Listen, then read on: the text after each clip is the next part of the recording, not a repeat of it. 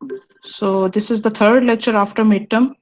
और आज के लेक्चर में हमने क्या करना था, हमने फाइनेंशियल एनालिसिस स्टार्ट किया हुआ है। दो कैटेगरीज को मैं सो फार कवर कर चुकी हूँ। पहले तो मैं आज जो हमने थर्ड कैटेगरी कवर करनी है वो करूंगी। उसके बाद as promised in last lecture आपके लिए मैं यहाँ पे एक स्टेटमेंट खोलूंगी, फाइनेंशियल स्टेटमेंट, और उसमें से आपको बताऊंगी कि कैसे इंफॉर्मेशन फेच करनी है। क्योंकि आप लोगों ने मोर लेस काफी बच्चों ने मुझे अपने ग्रुप्स की या टीम्स की लिस्ट भेज दी है। 11 to 12 के करीब टीम्स के नाम आ चुके हैं। Again I am telling you कि जिन बच्चों ने अभी नाम नहीं सेंड किए, आज या कल तक सेंड कर दें, क्योंकि मैं इसको फाइनल स्केड्यूल कर दूंगी कि किस दिन किस ग्रुप की लिस्ट की प्रेजेंटेशन होगी। ठीक है। कलेक्टिव डेडलाइन जो है वो मैं मेंशन कर चुकी हूँ कि सब ने एक ही दिन जो वर्ड फॉर्मेट में प्रोजेक्ट सबमिट कराने हैं उसका मैंने बता दिया। You can see it in your yes, अपने क्लासरूम की स्ट्रीम में देखें।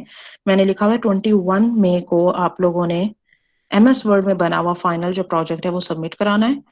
मैं स्केड्यूल ऑफ प्रेजेंटेशन आपके लिए ईमेल तभी करूंगी जब मुझे यहाँ पे नीचे लिस्ट जो है वो आ जाएगी। मुझे अभी तक तकरीबन 11 या 12 टीम्स के नाम आए हैं। और looking at the number of students in your class, 60 बच्चे हैं, तो दैट मीन्स 30 टीम्स होनी चाहिए। मुझे सिर्फ 11 या 12 के नाम आए हैं।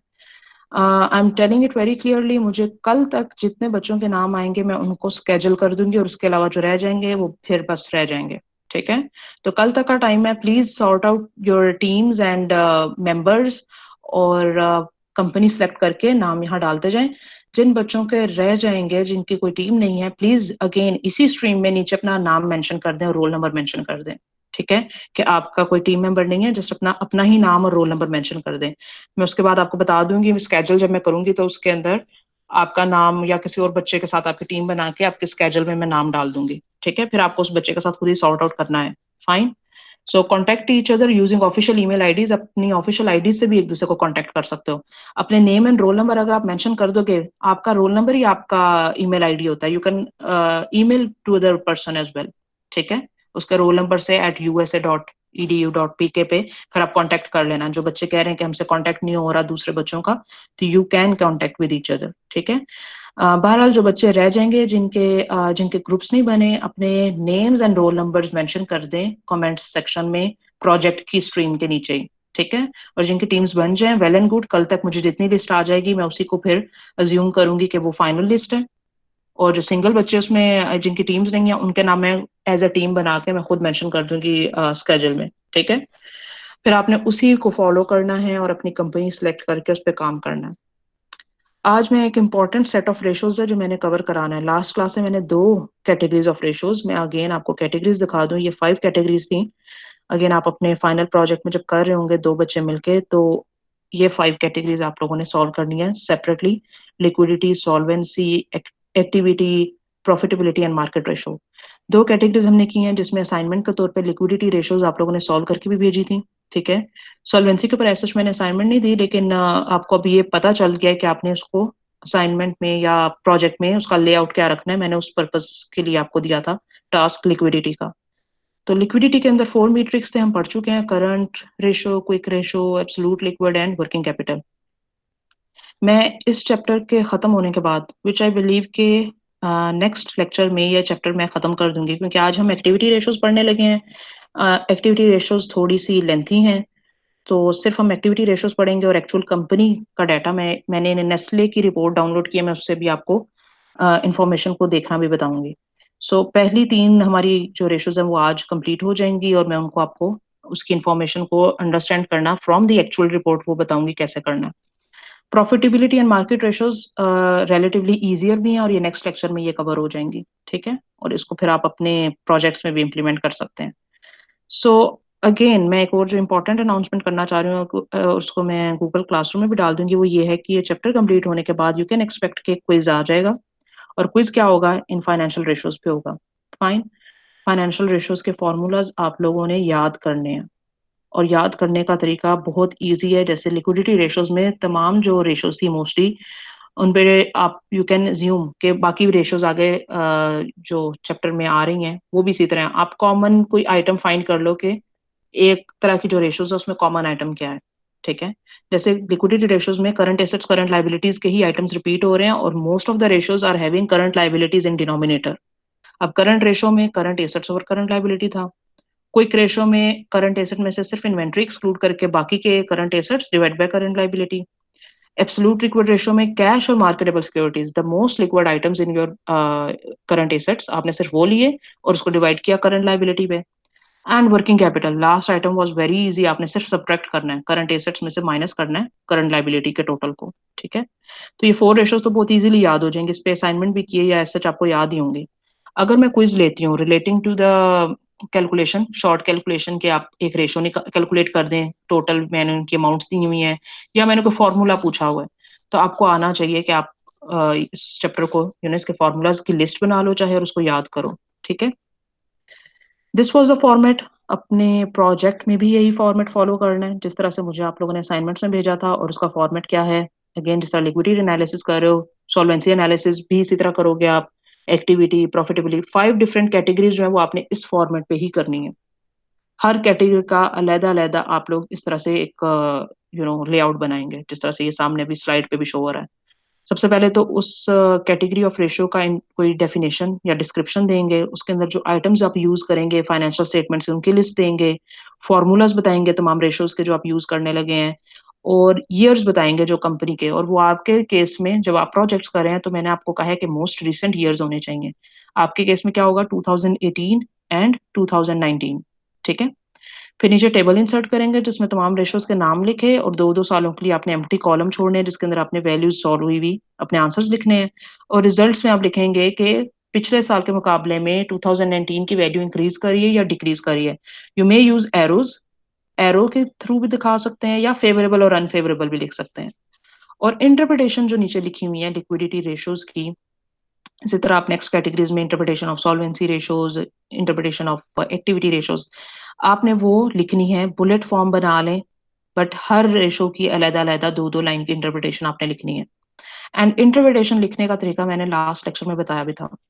आपने इंटरप्रिटेशन में वर्ड्स क्या यूज करने होते हैं, आप अपने अपनी एक पूरी रो की इंफॉर्मेशन को यूज करना है।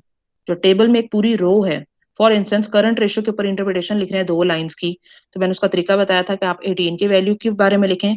Current ratio of the company in 2018 was 2, while in 2019 it was 2.5. Results show that the company is in a favorable condition because its current ratio is increasing, which means company has more current assets to pay off its current liabilities. ठीक है, companies current assets are even meeting the standards, set standard जो कि कहता है कि 1.5 होने चाहिए, but यहाँ पे तो कंपनी की 2 आ रही है या 2.5 आ रही है, तो it's a very favourable sign.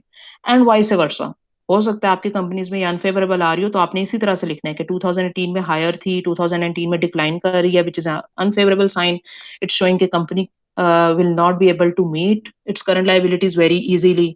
ठीक है, कंपनी की एबिलिटी जो है to pay off its current liability is declining, company की एबिलिटी डिक्लाइन कर रही है अगर तो रेशो डिक्लाइन की तरफ आई हुई है। ठीक है, एरो डाउनवर्ड आ रहा है आपके रिजल्ट का।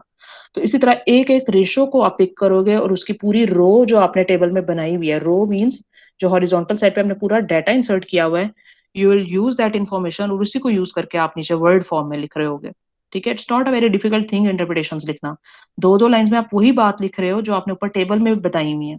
ठीक है, सो उसके बाद ये क्लास एक्टिविटी थी which you people have done, और उसके बाद हमने सॉल्वेंसी रेशोज पढ़ी थी, 4 मैट्रिक्स थे इसके अंदर, और इसका मैंने एक इम्पॉर्टेंट एस्पेक्ट बताया था। सबसे पहली चीज तो interest coverage ratio, operating profit या EBIT, earning before interest and tax, जिसको ऑपरेटिंग प्रॉफिट भी कहते हैं। आज मैं आपको बताऊंगी कि ये आपने कैसे पिक करना है एक्चुअल कंपनी के सिनेरियो में। मैं एक एक रेशो की वैल्यूज को आपको फेच करना बताऊंगी, नेस्ले की मैंने रिपोर्ट डाउनलोड की है उससे देख के, क्योंकि आई एम अज्यूमिंग नेस्ले कोई भी नहीं पिक करेगा, और मैंने मना भी किया हुआ है कि मोस्ट रिनोन्ड कंपनीज को छोड़ के कुछ और कंपनीज आप लोग पिक करें।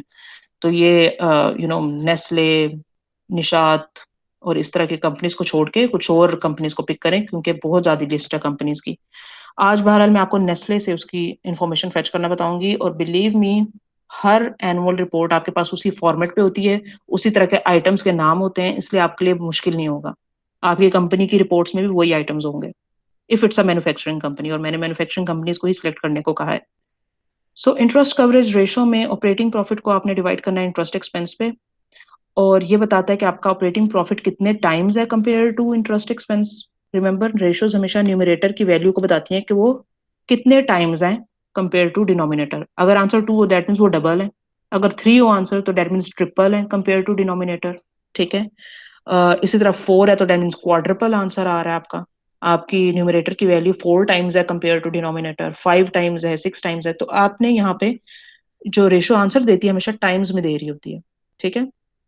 अब इस रेशो का आंसर, मैंने अगेन बताया, रेशो का आंसर हमेशा न्यूमरेटर की वैल्यू होती है कि वो compare to denominator, if denominator is 1 तो न्यूमरेटर कितने टाइम्स है। रेशो बाय डिफॉल्ट जब आप सॉल्व कर लेते हो तो आपके डिनोमिनेटर को कर देती है 1। ठीक है। फॉर इंस्टेंस, अगर मेरे पास न्यूमरेटर में वैल्यू हो 100 और डिनोमिनेटर में वैल्यू हो 5। ठीक है। तो डिनोमिनेटर को अगर मैं 1 से कट कर दूं, ये जो आप काम करते थे कट करके इसको 1 कर दिया और इसको 20 कर दिया। ठीक है। तो ये आपके पास क्या आ रहा है, 20/1।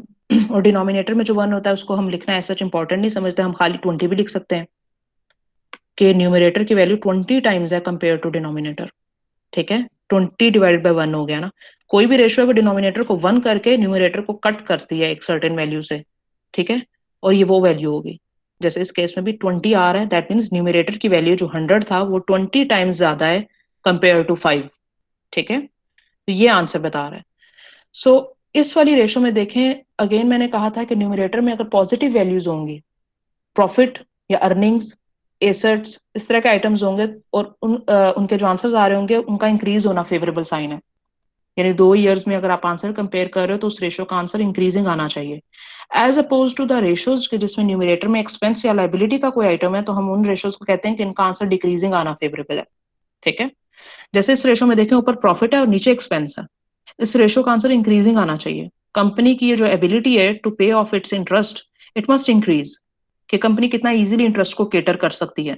अगर ये रेशो का आंसर होता 2 टाइम्स, ठीक है, 2 टाइम्स अगर इसका आंसर होता कि ऑपरेटिंग प्रॉफिट डबल है कंपेयर टू इंटरेस्ट, अगर ऑपरेटिंग प्रॉफिट 1 लाख है तो इंटरेस्ट एक्सपेंस 50,000 है, एज अपोज टू अगर इसका आंसर 4 आ रहा होता कि ऑपरेटिंग प्रॉफिट 1 लाख है और इंटरेस्ट एक्सपेंस 25,000 है, तो कंपनी किस कंडीशन में ज्यादा बेहतर है, जिसमें ज्यादा टाइम्स आंसर आ रहा है, इंटरेस्ट एक्सपेंस बहुत कम है कंपेयर टू ऑपरेटिंग प्रॉफिट। ठीक है। 2 टाइम्स इज मेयरली शोइंग कि कंपनी का प्रॉफिट डबल है कंपेयर टू इंटरेस्ट एक्सपेंस, जबकि अगर 5 टाइम्स हो इसका आंसर तो दैट मीन्स ऑपरेटिंग प्रॉफिट से बहुत छोटी वैल्यू है, बहुत कम वैल्यू है इंटरेस्ट एक्सपेंस को, कंपनी इजीली ऑपरेटिंग प्रॉफिट में से उसको पे कर लेगी।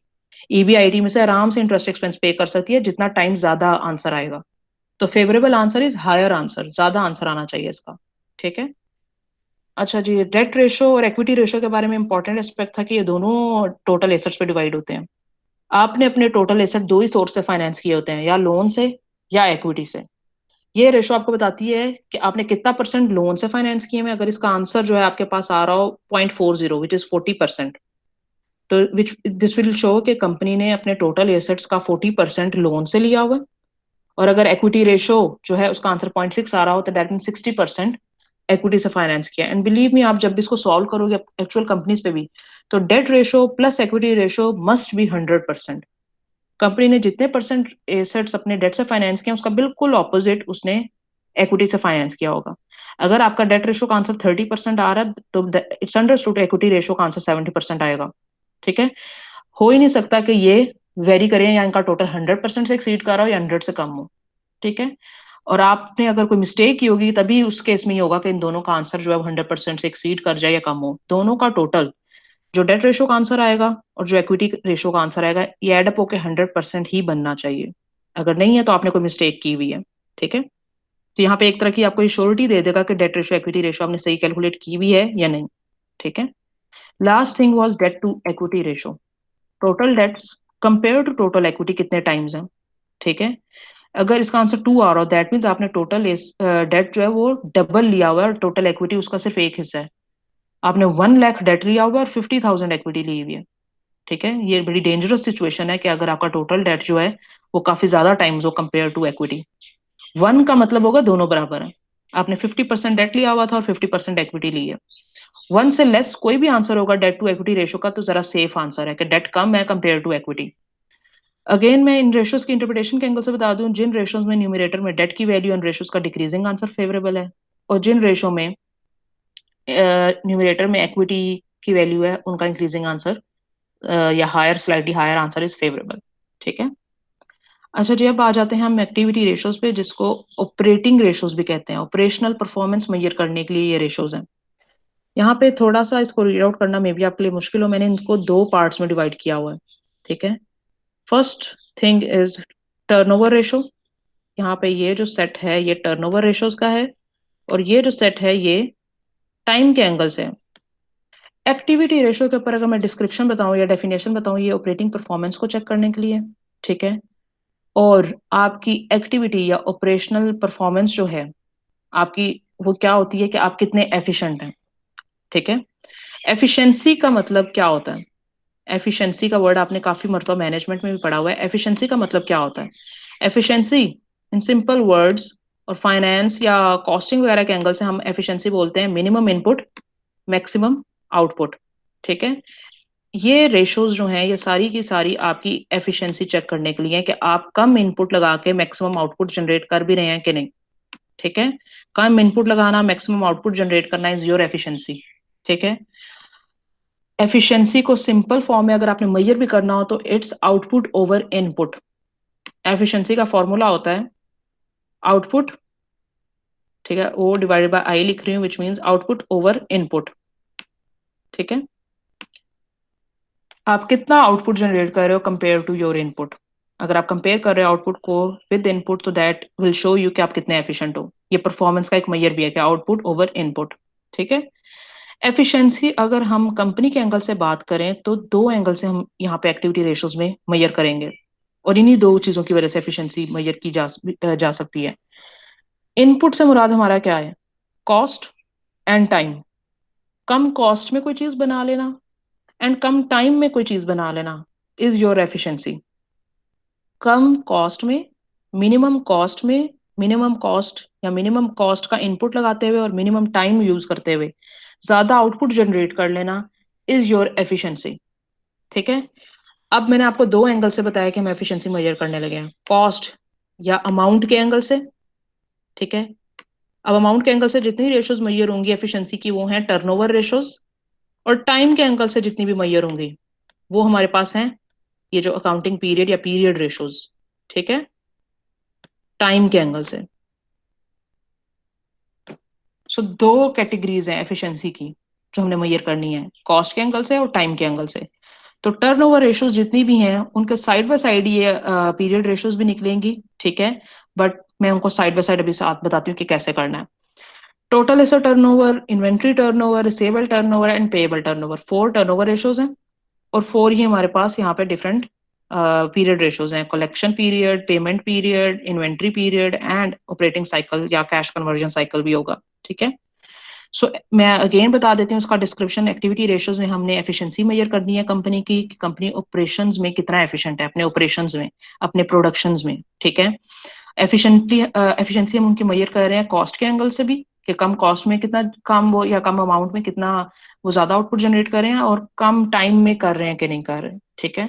तो कॉस्ट एंड टाइम दोनों के एंगल से विल मेजर एफिशिएंसी। ठीक है। अब टर्नओवर रेशियोज की तरफ अगर आ जाए तो पहली ratio was total asset turnover. मैंने आप लोगों को एफिशिएंसी का एक मेजर बताया, हमेशा आउटपुट डिवाइडेड बाय इनपुट होता है। आप कितना आउटपुट जनरेट कर रहे हैं कंपेयर टू योर इनपुट। तो अब जो मैं पहली रेशो आपको बता रही हूँ, total sales over total assets. Total sales को डिवाइड करना है टोटल एसेट्स पे, वही फॉर्मेट फॉलो हो रहा है। Output over input. आउटपुट क्या होता है? सेल्स। इनपुट क्या कंपनी लगाती है? एसेट्स। कंपनी एसेट्स को यूज करके ही आउटपुट जनरेट करती है, आउटपुट यानी सेल्स जनरेट करती है। तो इस रेशो का भी वही लेआउट है। एफिशिएंसी हम मेजर करने लगे हैं कि कंपनी ने टोटल एसेट्स कितने लगाए और टोटल सेल्स कितनी जनरेट की। सपोज कंपनी की टोटल सेल्स जो थी वो थी 5 लाख। ठीक है। 5 लाख, और कंपनी के टोटल एसेट्स जो थे वो थे 1 लाख। ठीक है। तो आपका आंसर 5 टाइम्स आएगा। कंपनी का आउटपुट 5 टाइम्स रहा compare to its total assets. ठीक है। 5 लाख डिवाइड बाय 1 लाख अगर आप करोगे तो आपके पास 5 आंसर आएगा, विच मीन्स 5 टाइम्स। इसका आंसर भी टाइम्स में आएगा। आउटपुट यानी सेल्स कितने टाइम्स हैं कंपेयर टू इनपुट एसेट्स। ठीक है। इसका भी हायर आंसर प्रेफर्ड है। अब यहाँ पे आप ये कंफ्यूज कर रहे होगे क्योंकि मैंने आपको कुछ आइटम्स बताए थे के एसेट्स होंगे न्यूमरेटर में या प्रॉफिट्स होंगे, तो आपने उनका कहना हायर आंसर है। इसमें तो दोनों आइटम्स फेवरेबल है, न्यूमरेटर और डिनोमिनेटर में एसेट्स का ज्यादा होना भी अच्छी बात है, सेल्स का ज्यादा होना भी अच्छी बात है। बट यहाँ पे हम न्यूमरेटर कंपेयर टू डिनोमिनेटर देखें तो न्यूमरेटर में आउटपुट है और डिनोमिनेटर में इनपुट है। अब आउटपुट का ज्यादा होना अच्छी बात है कंपेयर टू इनपुट, इसलिए इसका आंसर भी हायर आंसर प्रेफर्ड है। ठीक है। अच्छा जी, उसके बाद हम आ जाते हैं सेकंड रेशो पे, which is inventory turnover ratio and age of inventory. मैं अब साइड बाय साइड कैलकुलेट भी वो भी करूंगी जो पीरियड रेशोज भी थी। ठीक है। इन्वेंट्री टर्नओवर आप कैसे निकालते हैं और उसका मतलब क्या होता है, ये क्या बताती है? इसमें आपने करना है cost of good sold divided by inventory cost. ठीक है। इन्वेंट्री कॉस्ट कौन सी कॉस्ट होती है? अगेन इसमें हम एवरेज इन्वेंट्री लेते हैं डिनोमिनेटर में।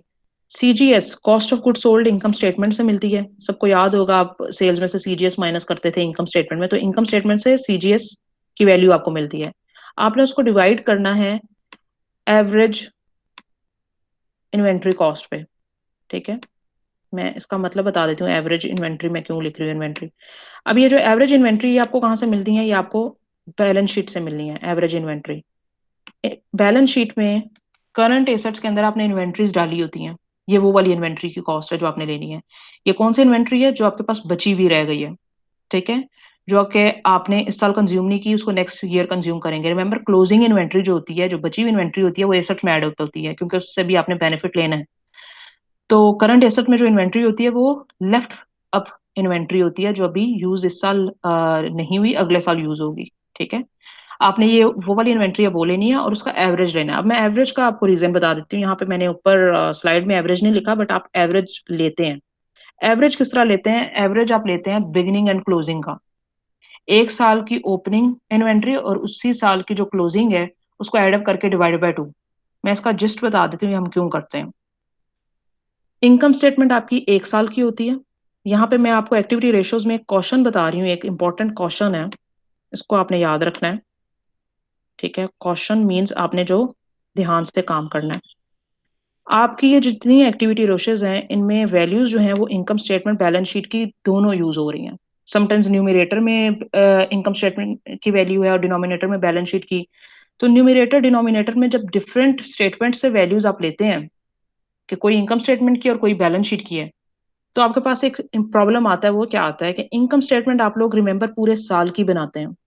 Income statement is for the whole year and balance sheet is always as at, एक दिन की होती है बैलेंस शीट। ठीक है। जब आप मैंने आपको एक और चीज बतानी थी कि न्यूमरेटर डिनोमिनेटर में जो वैल्यूज है वो सेम डिनोमिनेशन में होनी चाहिए। सेम डिनोमिनेशन का मतलब है सेम करेंसी हो, सेम यूनिट्स में हो। ठीक है। और सेम उनके बाय डेफिनेशन वो सेम डिनोमिनेशन में होनी चाहिए। अब एक वैल्यू आप अगर आप इनकम स्टेटमेंट से ले रहे हो जो कि पूरे साल की वैल्यू है, और दूसरी वैल्यू आप जिसके साथ उसको कंपेयर करो वो एक दिन की है, तो that doesn't make a comparison. ठीक है। इस वजह से क्वेश्चन मैंने जो यहाँ पे लिखा है उसका मतलब ये है, जब आप दो डिफरेंट डिनोमिनेशंस की वैल्यूज ले रहे हो तो मेक श्योर कि उनको सेम डिनोमिनेशन में आप खुद कर लें। अगर आप न्यूमरेटर में पूरे साल की वैल्यू ले रहे हो तो डिनोमिनेटर में भी पूरे साल की वैल्यू होनी चाहिए। ठीक है। और डिनोमिनेटर में अगर आप बैलेंस शीट से इन्वेंट्री, फॉर इंस्टेंस इस एग्जांपल में अगर खाली इन्वेंट्री ले लेते बैलेंस शीट से, सीजीएस उस साल की आप ले रहे हैं इनकम स्टेटमेंट से जो कि पूरे साल का सीजीएस है, पूरे साल की कॉस्ट ऑफ गुड सोल्ड है। ठीक है। पूरे साल के डायरेक्ट एक्सपेंसेस आपने न्यूमरेटर में ले लिए हैं और डिनोमिनेटर में सिर्फ एक दिन की इन्वेंट्री जो बची हुई है वो आपने पिक कर ली है, तो ये कोई कंपैरिजन नहीं होता। आपने जो डिनोमिनेटर में वैल्यू है उसका एवरेज ले लेना। एवरेज कैसे लेते हो आप? Beginning value of your inventory और closing value of your inventory. ठीक है। साल के स्टार्ट में इन्वेंट्री की जो वैल्यू थी और साल के एंड में जो इन्वेंट्री की वैल्यू है, उनको दोनों को ऐड करके डिवाइड बाय 2 कर दें। एवरेज थोड़ी सी आपको एक अप्रोक्सीमेशन दे देगा कि पूरे साल राउंड अबाउट इन्वेंट्री की वैल्यू जो है वो क्या रहती है। स्टार्टिंग वैल्यू और एंडिंग वैल्यू का एवरेज करो तो आपको एक तरह का ये चीज बता देगा पूरे साल में राउंड अबाउट इन्वेंट्री की वैल्यू क्या रहती है। ठीक है। मैं भी आपको ये भी फाइनेंशियल स्टेटमेंट्स खोलती हूँ तो उससे भी बताती हूँ कि कैसे करना है। बहरहाल इसका फॉर्मूला जो है CGS divide by closing inventory, इस रेशो का आंसर इंक्रीजिंग आना चाहिए। ठीक है। अब रिमेंबर दोनों ही कॉस्ट के आइटम्स हैं। ऊपर है cost of good sold, denominator में है इन्वेंट्री कॉस्ट। ठीक है। या क्लोजिंग इन्वेंट्री जो कि एसेट्स में बची हुई है। ठीक है। इस रेशो का आंसर इंक्रीजिंग क्यों आना चाहिए? सीजीएस की value compare to inventory cost जो कि बची हुई इन्वेंट्री है, सीजीएस की वैल्यू काफी ज्यादा टाइम्स होनी चाहिए। रीजन इज सीजीएस बताता है कि इन्वेंट्री कंज्यूम कितनी होगी है, कॉस्ट ऑफ गुड सोल्ड, वो चीजों की कॉस्ट जो कि बन के सेल हो चुकी हैं। और डिनोमिनेटर में जो वैल्यू इन्वेंट्री के वो बता रहा है पड़ी हुई लेफ्ट बिहाइंड गुड्स कितनी है। तो इनका कंपैरिजन ये होना चाहिए कि जो आपने बनाकर सेल कर दी हैं चीजें वो ज्यादा ही होनी चाहिए। कंपनी की एफिशिएंसी क्या है, कंपनी ज्यादा प्रोडक्शन करके सेल आउट कर रही है और पीछे बची हुई इन्वेंट्री कम पड़ी हुई है। अगर पीछे बची हुई इन्वेंट्री ज्यादा है और आपने सीजीएस चीजें बनाकर जो सेल की हैं वो कम है, तो that will show a low efficiency कि कंपनी की प्रोडक्शन ज्यादा हो के सेल नहीं हो रही और कंपनी के स्टॉक में भी चीजें ज्यादा पड़ी हुई हैं जो कि सेल ही नहीं हुई। ठीक है। इस रेशो का आंसर इंक्रीजिंग क्यों आना चाहिए कि ये पता चले कंपनी किस तरह से इन्वेंट्री को यूटिलाइज कर रही है, कितना जल्दी यूटिलाइज कर रही है। इन्वेंट्री का स्टॉक अप होना अच्छी बात नहीं है, ये तो हमने वर्किंग कैपिटल मैनेजमेंट में भी पढ़ा है कि कंपनी को इन्वेंट्री कॉस्ट पड़ती है, उसकी स्टोरेज कॉस्ट पड़ती है। ठीक है। तो इन्वेंट्री का वैसे भी ज्यादा कॉस्ट उसकी बची हुई होना अच्छी बात नहीं होती, क्योंकि वो शो करता है एक तो ये इलिक्विड एसेट है इन्वेंट्री। ठीक है। सेकेंडली ये शो करेगा कि कंपनी से चीजें सेल ही नहीं हो पाई, कंपनी की पुअर एफिशिएंसी रही है बना के चीजों को सेल करने में और उसके पास स्टॉक अप हुई हुई बची हुई चीजें अभी भी काफी ज्यादा पड़ी हुई हैं। इस रेशो का आंसर इंक्रीजिंग आना चाहिए विच विल शो कि कंपनी ने चीजें बना के ज्यादा से ज्यादा सेल आउट की हैं। ठीक है। CGS cost of good sold की वैल्यू बहुत ज्यादा होनी चाहिए compare to left up inventory. Denominator में जो इन्वेंट्री है that is left behind inventory. Left हुई हुई बची हुई इन्वेंट्री कम से कम होनी चाहिए और सीजीएस ज्यादा से ज्यादा होना चाहिए ताकि इस रेशो का आंसर ज्यादा आए। ठीक है। अब सेकंड यहाँ पे जो रेशो है वो है रिसीवेबल टर्नओवर रेशो। ठीक है। टोटल क्रेडिट सेल्स, आपने टोटल सेल्स कितनी की हैं divided by account receivable. Again मैंने क्वेश्चन पहले ही बता दी है, न्यूमरेटर में सेल्स की वैल्यू इनकम स्टेटमेंट से मिलेगी और डिनोमिनेटर में जो अकाउंट रिसेबल है ये बैलेंस शीट में है। बैलेंस शीट से कोई भी आप वैल्यू उठाएंगे और न्यूमरेटर में अगर कोई वैल्यू इनकम स्टेटमेंट से उठा रहे हैं तो बैलेंस शीट वाले आइटम का एवरेज लेंगे आप। बिगनिंग और क्लोजिंग को एडअप करके divide by 2, average account receivable आपने लेने हैं। यहाँ पे मेंशन नहीं है बट आप एवरेज अकाउंट रिसेबल लेंगे। ठीक है। अच्छा यहाँ पे I believe I forgot to mention कि अ, आपने सीजीएस को कन्वर्ट करना है डेज में भी। ठीक है। सो मैं वो बता देती हूँ वो तरीका सीजीएस को डेज में कैसे कन्वर्ट करना है। यहाँ पे मैं इसको एडिट करके आपके लिए फॉर्मूला दोबारा भी भेज दूंगी। आपने इन्वेंट्री टर्नओवर को डेज में कैसे कन्वर्ट करना है मैं वो भी बता देती हूँ। एज ऑफ इन्वेंट्री कैलकुलेट अगर आपने करनी है, एज ऑफ इन्वेंट्री या इन्वेंट्री की एज अगर आपने कैलकुलेट करनी है, मैं शॉर्टन करके लिख देती हूँ इन्वेंट्री एज। इन्वेंट्री एज का मतलब है कि आपके पास ऑन एवरेज इन्वेंट्री कितने दिन पड़ी रहती है बिफोर इट सेल्स आउट। आपने चीजें खरीदी, वो इन्वेंट्री में आकर पड़ी हुई हैं, तो ऑन एवरेज इन्वेंट्री में कितने दिन पड़ी रहेंगी और फाइनली सेल आउट होंगी। आप वो चीज यहाँ से फाइंड आउट कर सकते हो क्योंकि cost of good sold is telling you कि कितनी चीजें सेल हो गई और inventory cost is telling you कितनी रह गई। अगर आप इसी के आंसर यूज करें और उसको इस फॉर्मूला में पुट कर लें कि 365 डेज होते हैं साल में। ठीक है। 365 को अगर आप डिवाइड कर दो अपने इन्वेंट्री टर्नओवर के आंसर से। ठीक है। इन्वेंट्री टर्नओवर जो कि ऊपर आपने निकाली है CGS divide by inventory, average inventory. तो इन्वेंट्री टर्नओवर के आंसर से अगर डिवाइड करो तो आपका आंसर आएगा डेज में। ये जो ऊपर रेशो है इसका आंसर तो आपके पास टाइम्स में आएगा कि न्यूमरेटर कंपेयर टू डिनोमिनेटर कितने टाइम्स है, बट अगर आप उसको 365 पे डिवाइड करो तो आपके पास डेज में आंसर आएगा। ठीक है। अभी मैं इसके आपको प्रैक्टिस के लिए भी क्वेश्चन दूंगी क्योंकि ये जरा क्रूशल और थोड़ी सी डिफिकल्ट रेशोज हैं, ये जो एक्टिविटी रेशोज हैं। इसका आंसर डेज में आएगा। For instance 50 days, 60 days.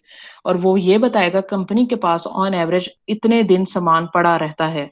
ज्यादा डेज पड़े रहना शोज इनएफिशिएंसी। इसका आंसर अगर ज्यादा डेज में आ रहा होगा तो दैट विल शो कंपनी ज्यादा टाइम लेती है चीजों को सेल आउट करने में। कम डेज आ रहे होंगे अगर, तो आप कहेंगे कंपनी एफिशिएंसी दिखा रही है और कम डेज में चीजों को बनाकर सेल आउट कर देती है। ठीक है। अकाउंट रिसेबल के अंदर आप लोगों ने सेल्स को डिवाइड करना है। क्रेडिट सेल्स यहाँ लिखा हुआ है और अगर आपको क्रेडिट सेल्स की वैल्यू नहीं भी मिलती तो ये ज्यूम रखें कंपनी की जो सेल्स होती हैं मोस्टली क्रेडिट ही होती हैं, मोर देन 90% क्रेडिट सेल्स होती हैं। तो आपने टोटल सेल्स की चाहे वैल्यू ले लें आप और डिवाइड करें एवरेज रिसेबल से। ये रेशो आपको बताएगी इसका आंसर आपका अगेन इंक्रीजिंग आना चाहिए। वाई कि कंपनी के कलेक्ट होने वाली जो अमाउंट है रिसेबल की जो बैलेंस शीट में है वो कम से कम है। चीजों का कलेक्ट ना होना will is a poor efficiency. आपने क्रेडिट सेल्स की और उनमें से जितने की कलेक्शन कर ली वेल एंड गुड, बट जितनी रह गई या कलेक्ट होने वाली वो कम से कम वैल्यू होनी चाहिए। मैं इसकी एक एग्जांपल से आपको समझाती हूँ। सपोज कंपनी ने 1 लाख चीजें जो हैं वो क्रेडिट पे सेल की थी, टोटल सेल्स जो थी वो 1 लाख थी, ठीक है। टोटल क्रेडिट सेल्स कंपनी की 1 लाख थी, और कंपनी की बैलेंस शीट में शो हो रहा है कि कंपनी का 20,000 रहता है अकाउंट रिसीवेबल, यानी रिसीव नहीं हुआ, वो वैल्यू है 20,000। तो यहाँ आप डिफरेंस देखें कितना है, डिफरेंस इज 80,000। वो क्या बता रहा है कि 80,000 कलेक्ट हो चुका है। अगर क्रेडिट सेल्स आपकी 1 लाख है और 20,000 जो है अकाउंट रिसीवेबल है, तो 80,000 इज द अमाउंट जो कलेक्ट हो चुकी है। आपने टोटल सेल्स की थी 1 लाख की, total credit sales were 1 lakh.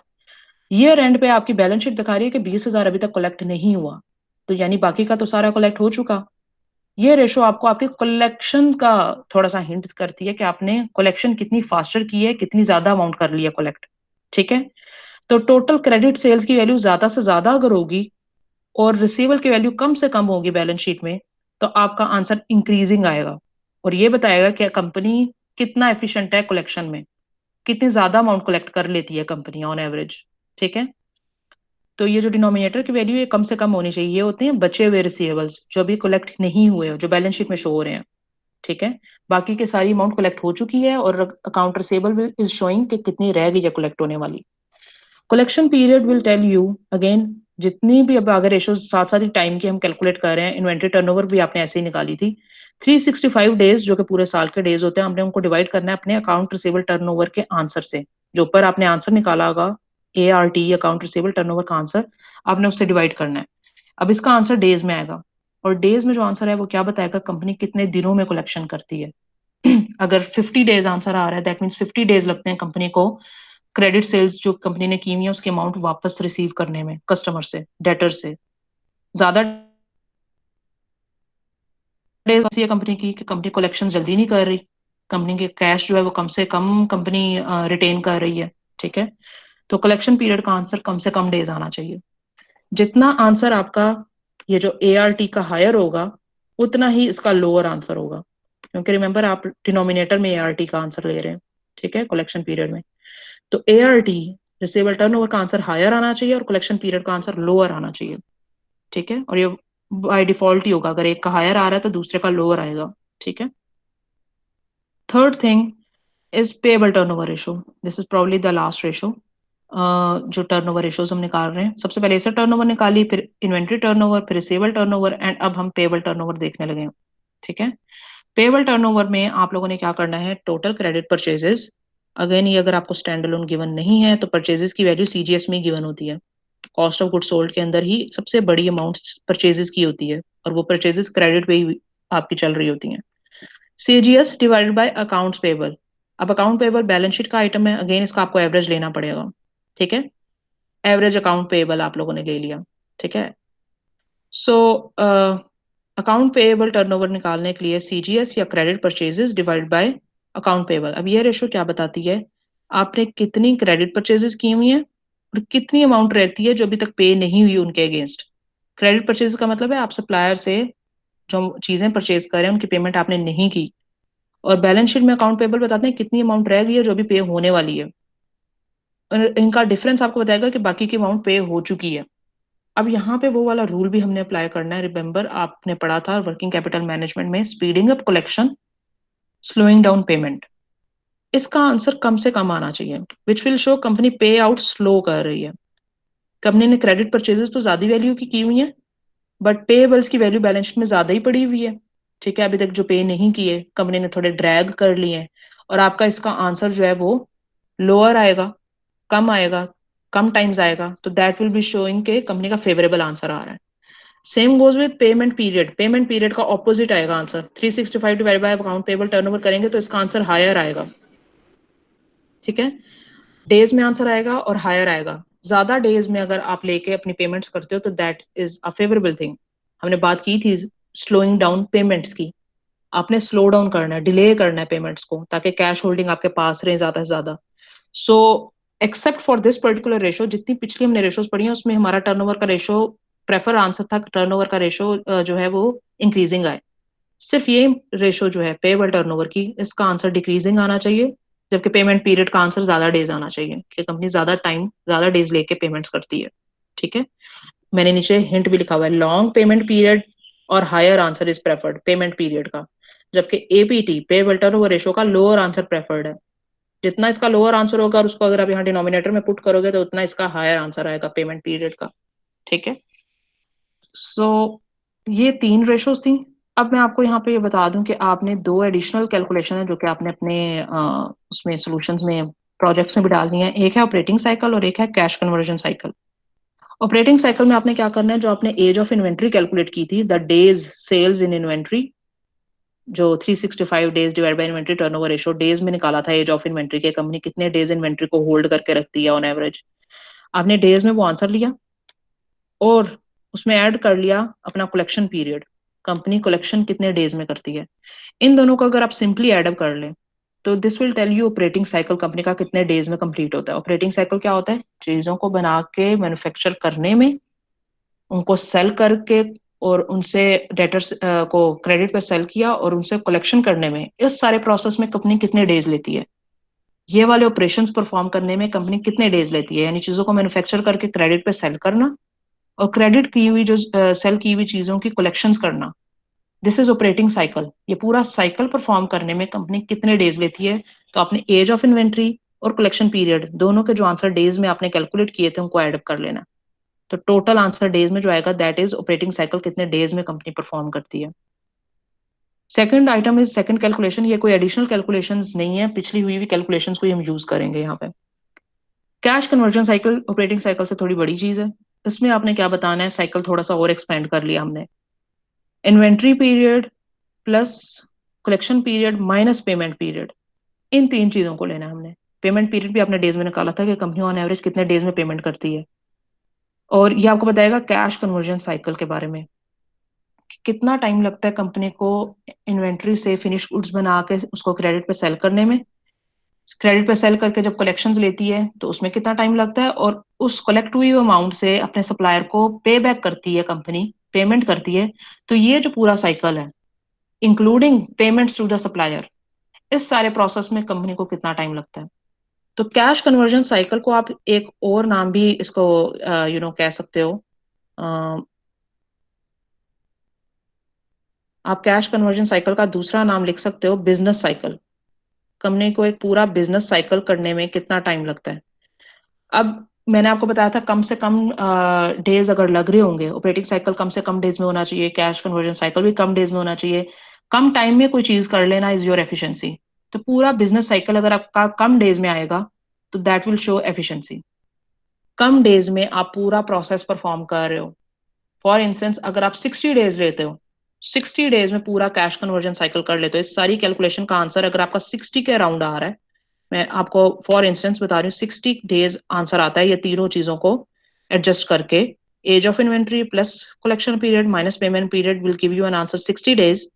तो इससे आप क्या डिनोट कर सकते हो कि कंपनी एक साल में तकरीबन 6 साइकिल्स परफॉर्म कर सकती है एक साल में, क्योंकि तकरीबन 360 या 365 डेज होते हैं, तो 360 days divided by 60 will give you an answer कि 6 बिजनेस साइकिल्स कंपनी एक साल में परफॉर्म करती है। ऑन एवरेज 6 टाइम्स ये वाली एक्टिविटी परफॉर्म करती है कि दोबारा से इन्वेंट्री ली, दोबारा से मैन्युफैक्चरिंग की, सेलिंग की और कलेक्शन की। ठीक है, कलेक्शन के बाद सप्लायर को पेमेंट किया। ठीक है, तो तकरीबन 6 टाइम्स ये पूरा पूरा साइकिल परफॉर्म करती है। जितने ज्यादा साइकिल्स एक बिजनेस पूरे साल में करता है उतना ज्यादा उसको समझा जाता है कि वो एफिशिएंट है, उनकी एक्टिविटीज जो हैं वो तेज हैं। ये जो हम एक्टिविटी रेशियोज निकाल रहे हैं, यानी उनकी जो एक्टिविटीज हैं वो फास्ट हैं, उनकी ऑपरेशनल एफिशिएंसी फास्ट है, एफिशिएंट है। ठीक है, तो जितना ज्यादा साइकिल्स कंपनी परफॉर्म करेगी उतना एफिशिएंट है। अगर इसका पूरा कैश कन्वर्जन साइकिल का आंसर 60 डेज से ज्यादा आएगा और आप उसको पूरे साल के डेज पे डिवाइड करके देखोगे तो कम साइकिल्स बन रहे होंगे और आप कहेंगे कंपनी थोड़ा लेस एफिशिएंट है। एक साल के अंदर ज्यादा बिजनेस साइकिल्स नहीं होते, ज्यादा कैश कन्वर्जन साइकिल्स उसके परफॉर्म नहीं होते। ठीक है, दिस इज द वे कि आप कैश कन्वर्जन साइकिल को भी इंटरप्रेट कर सकते हो कि कंपनी एक साल में ऑन एवरेज कितने डेज लेती है तमाम एक्टिविटीज को परफॉर्म करने में।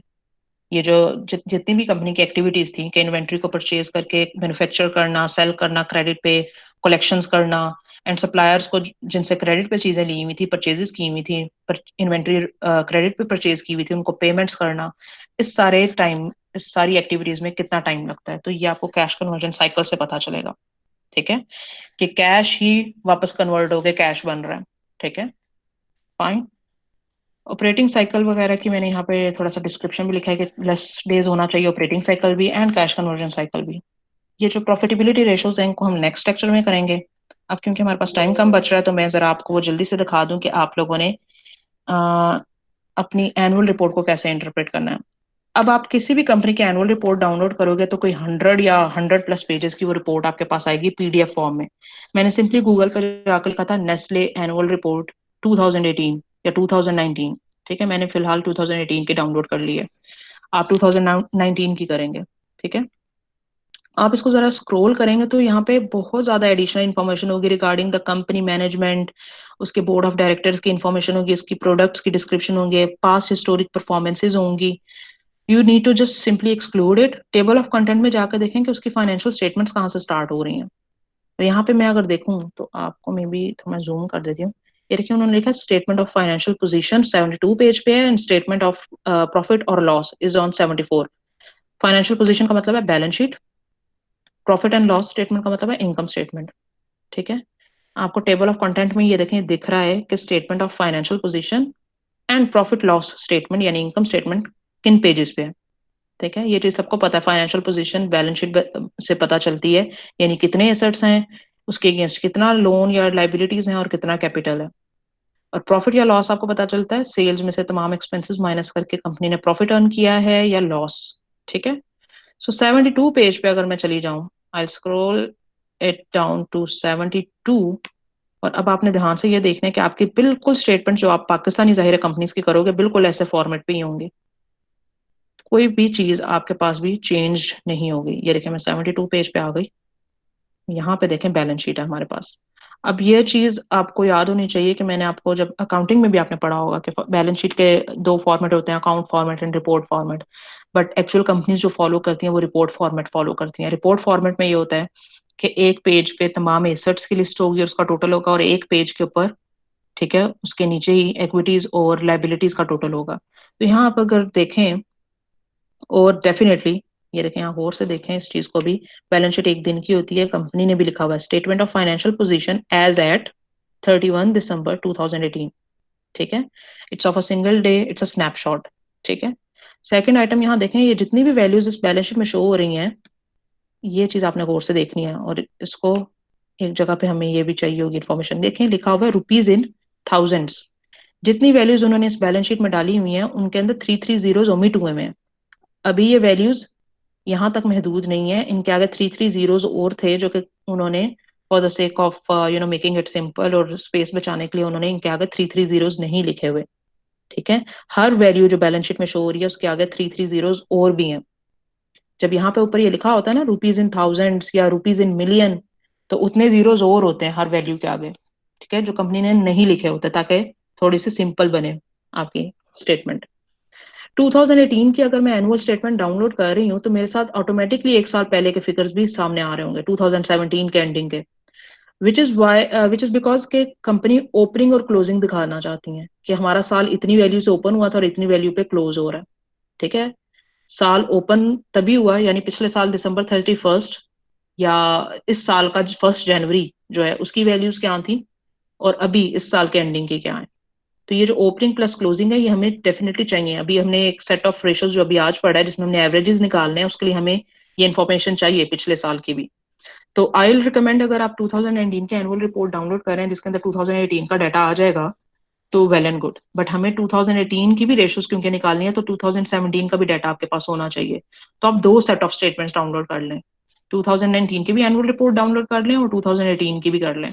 ठीक है, एवरेजेस निकालने के लिए वो सिर्फ हमें चाहिए ये दो एनुअल रिपोर्ट्स हमें सिर्फ एक्टिविटी रेशोज के लिए चाहिए क्योंकि हमने कुछ वैल्यूज के एवरेजेस लेने हैं। ठीक है, अच्छा जी। अब यहाँ पे आपके पास देखें एक जो पेज में अभी आपको सामने डिस्प्ले कर रही हूँ उसमें इक्विटी और लाइबिलिटीज की तमाम वैल्यूज हैं। कंपनी की जो जितनी मार्शलिंग होगी आप और कंपनीज की भी देखोगे वो थोड़ी ऐसी होगी, हम थोड़ा और तरह अकाउंटिंग में करते थे, बट कंपनी ने इक्विटी का यानी कैपिटल का सेक्शन पहले दिखाया हुआ है, इसके बाद नॉन करंट लाइबिलिटीज का और उसके बाद करंट लाइबिलिटीज का। कंपनी ने मार्शलिंग ऐसे की हुई है जो सबसे ज्यादा फिक्स्ड या लॉन्ग टर्म चीजें उनको सबसे पहले मेंशन किया हुआ है। उसके बाद नॉन करंट लाइबिलिटी तो जो थोड़ा लॉन्गर मेच्योरिटीज हैं, जिसकी इक्विटी की तो मेच्योरिटी नहीं ना होती, सबसे पहले वो मेंशन किया हुआ है सेक्शन।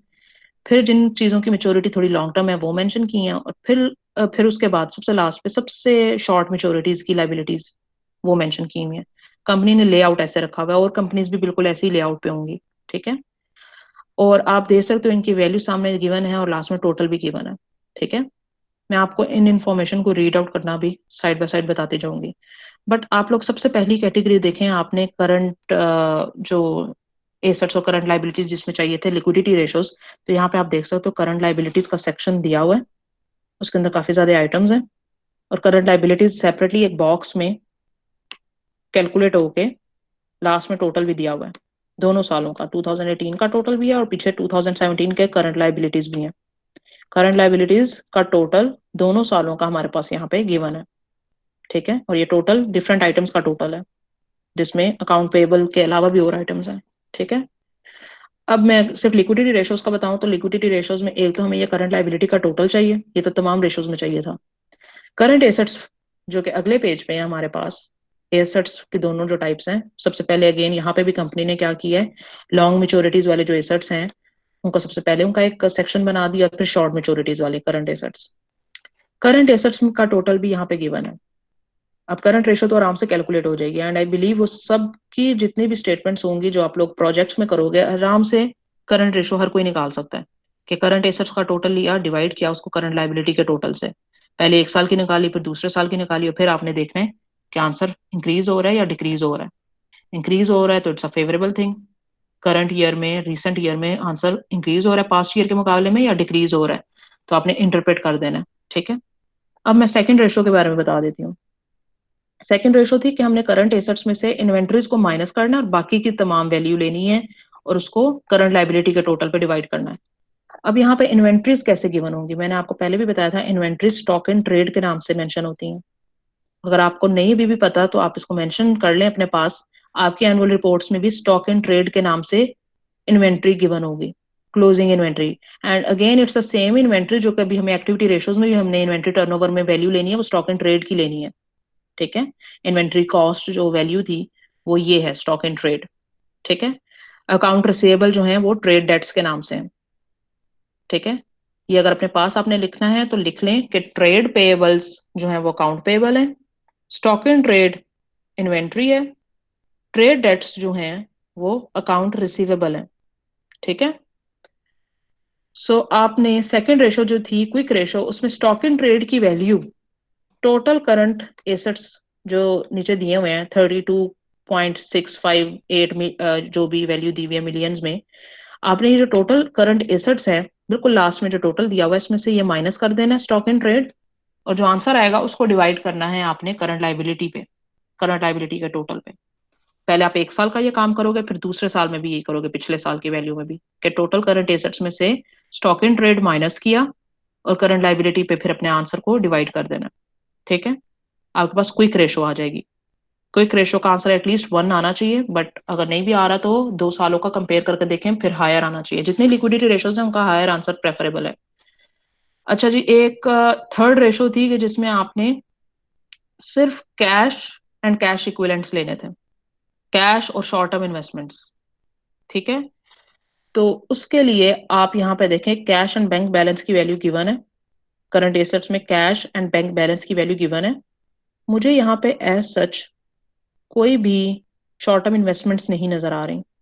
ठीक है, कंपनी की प्री पेमेंट्स या अदर रिसीवेबल्स या इनके एडवांसेस वगैरह कोई और वैल्यूज लिखी हुई है, बट शॉर्ट टर्म इन्वेस्टमेंट्स नहीं नजर आ रही। ठीक है, आप कैश एंड बैंक बैलेंस की ही वैल्यू सिर्फ ले लें, कैश एंड कैश इक्विवेलेंट या कैश एंड बैंक बैलेंसेस की जो वैल्यू है इसको डिवाइड कर दें अपने टोटल करंट लाइबिलिटी पे फॉर एब्सोल्यूट लिक्विड रेशो। ठीक है, अगर कोई मार्केटेबल सिक्योरिटी या शॉर्ट टर्म इन्वेस्टमेंट के नाम से यहाँ कोई और आइटम होता तो मैं उसको भी एड अप कर लेती। ठीक है, बट यहाँ पे सिर्फ कैश एंड बैंक बैलेंस की वैल्यू मैंने ली है और उसको मैंने करंट लाइबिलिटी पे डिवाइड कर देना है। Fourth ratio was working capital. वो तो बिल्कुल सिंपल है कि करंट एसेट्स की टोटल में से करंट लाइबिलिटी का टोटल माइनस करना है। अगेन पॉजिटिव आंसर और हायर आंसर आना चाहिए। ठीक है, और वो भी आपसे हो जाएगा। अब मैं बता देती हूँ आप लोगों ने सॉल्वेंसी रेशोज कैसे निकालनी है। सॉल्वेंसी रेशो में एक रेशो थी इंटरेस्ट कवरेज रेशो। कंपनी का जो लोन कंपनी ने डेट लिया होता है उस पर इंटरेस्ट पे करना होता है कंपनी ने। तो जितना ज्यादा लोन लिया उतना ज्यादा इंटरेस्ट पे करना पड़ता है। इंटरेस्ट कितना इजीली कंपनी पे कर लेती है हमने वो बताना है। ठीक है। So okay fine. सो यहाँ पे ये जो इंटरेस्ट और ऑपरेटिंग प्रॉफिट की दो वैल्यूज हमें चाहिए, ये आपको इनकम स्टेटमेंट से मिलेंगी। अभी मैंने इनकम स्टेटमेंट आपके सामने खोली हुई है। सेल्स में से आप सीजीएस माइनस करते हो तो ग्रॉस प्रॉफिट आता है, उसमें से आप मजीद कुछ एक्सपेंसेस ऑपरेटिंग एक्सपेंसेस माइनस करो तो ऑपरेटिंग प्रॉफिट आ जाता है। उसके बाद आप उसमें से इंटरेस्ट और टैक्स वगैरह माइनस करते हैं तो आपके पास लास्ट में जाके प्रॉफिट आफ्टर टैक्सेशन या नेट प्रॉफिट आ जाएगा। अब जितनी कंपनीज होंगी उनका लेआउट इनकम स्टेटमेंट का बिल्कुल ऐसे होगा।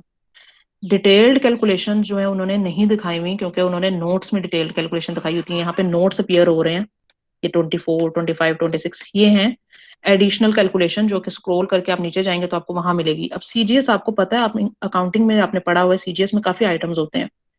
बट यहाँ पे कंपनी ने टोटल सीजीएस की वैल्यू बस मेंशन कर दी, डिटेल सीजीएस नहीं दिखाया। अगर आपने डिटेल्ड सीजीएस देखना है तो 25 वाले नोट्स में जाए, आपको वहां दिख जाएगा कि जिसमें कंपनी ने बताया होगा opening inventory plus purchases plus transportation charges, purchase returns या क्लोजिंग इन्वेंट्री क्या थी। तो सीजीएस कैसे निकाला वो आपको 25 वाले नोट्स में मिलेगा। ठीक है। अच्छा, बहरहाल हमने निकालना है interest coverage ratio.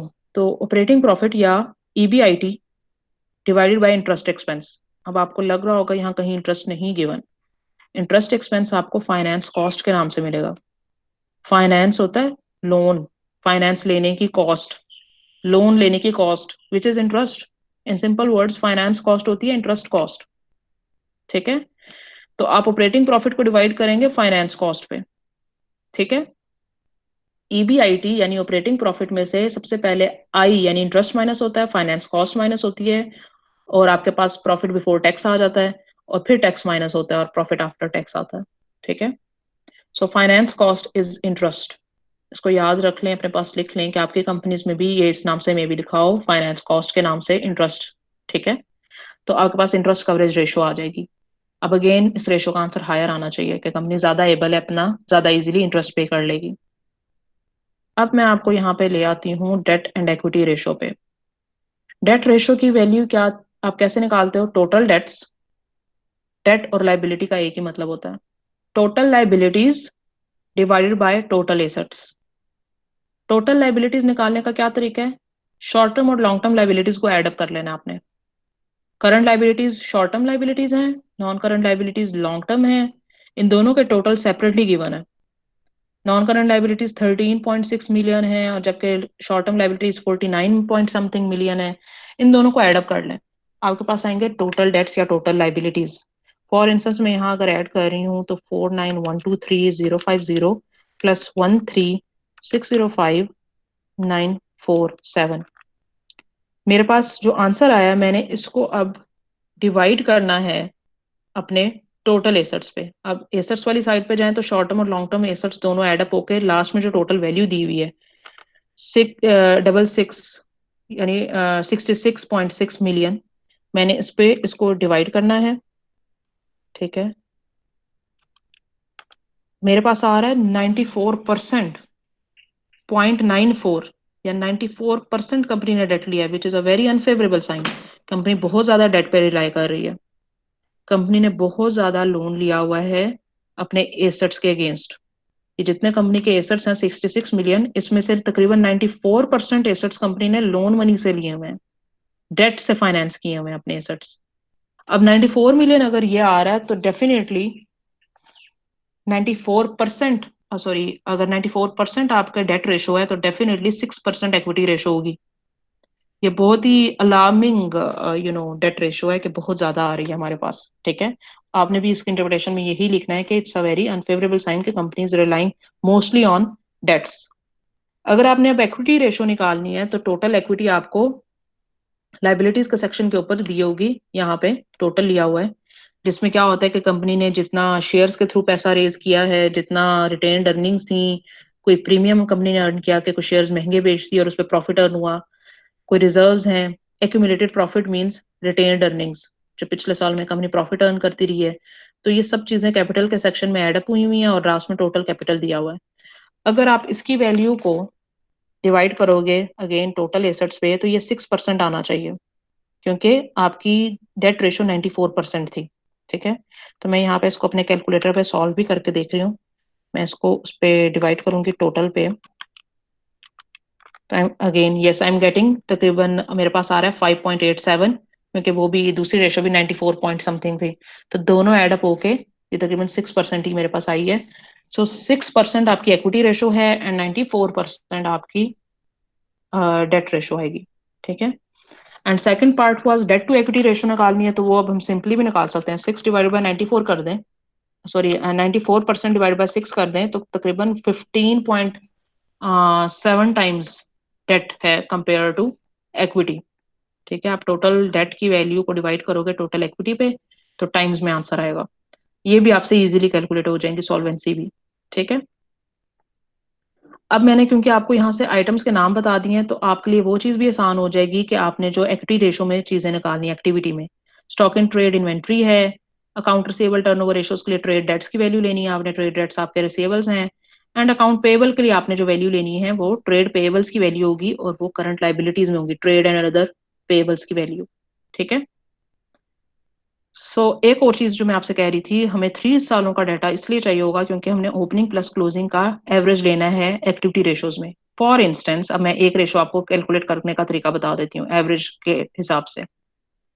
Stock in trade आपकी इन्वेंट्री है और हमने इन्वेंट्री टर्नओवर रेशो निकालनी है। इन्वेंट्री टर्नओवर रेशो का फॉर्मूला था सीजीएस डिवाइड बाय इन्वेंट्री।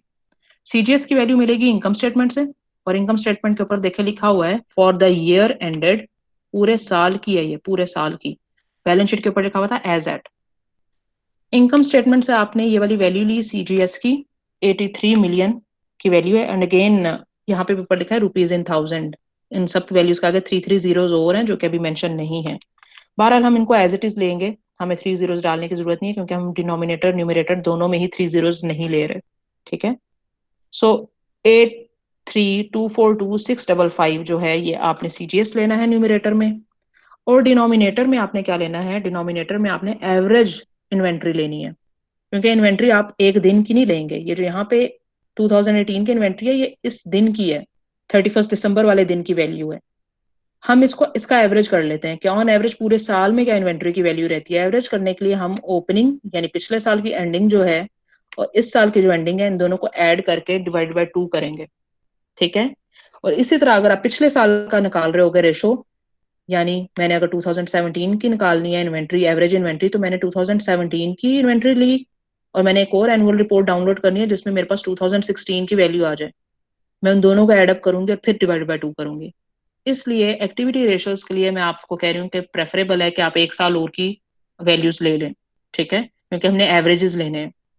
ठीक है, तो एवरेज इन्वेंट्री के लिए आपने क्या करना है, आपने दोनों सालों की इन्वेंट्री में अगर 2018 की निकाल रहे हो इन्वेंट्री टर्नओवर, तो 19711,784 प्लस 15,358,288 इन दोनों को ऐड किया, डिवाइड बाय 2 किया, तो मेरे पास आ रहा है तकरीबन 17 मिलियन समथिंग। ठीक है, दिस इज एवरेज इन्वेंट्री। और इसके जो एवरेज इन्वेंट्री का आंसर है डिनोमिनेटर में लिया, और न्यूमिनेटर में मैंने 83242 सीजीएस की वैल्यू लेनी है। ठीक है, उसको डिवाइड कर दिया और मेरे पास आंसर आ रहा है यहाँ पे 4.7 टाइम्स। ठीक है, CGS is 4.7 times compare to inventory.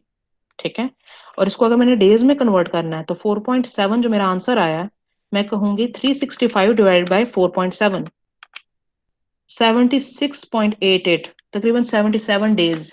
As of inventory 77 days आ रही है। ठीक है, टाइम्स में था 4.7 आंसर, डेज में आंसर है 77 डेज। कंपनी तकरीबन 77 डेज लेती है, 77 यानी 77 डेज लेती है अपनी इन्वेंट्री को बना के सेल आउट करने में। सेम काम आप इन्वेंट्री टर्नओवर की तरह का ही रिसीवेबल टर्नओवर में भी करेंगे और पेमेंट पीरियड में भी करेंगे कि आपने डिनोमिनेटर की वैल्यू का एवरेज लेना है।